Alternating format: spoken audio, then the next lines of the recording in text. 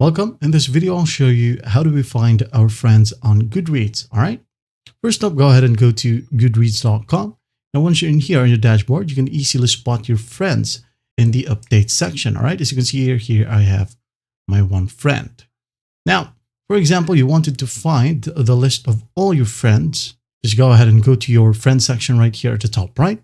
Just click on it, wait for it to load, and here we have the list. All right. If you want to check the followers or your followers, just go to the right side and here you have my followers section. Just click on it. All right. Wait for it to load. As you can see here, it says I have no followers, but it's all right. That's basically how you do it. All right. Going back, you'll be able to see the people you're following here as well by clicking on this option. And here we have the author. Also, books that your friends are reading is in this page as well. There you have it.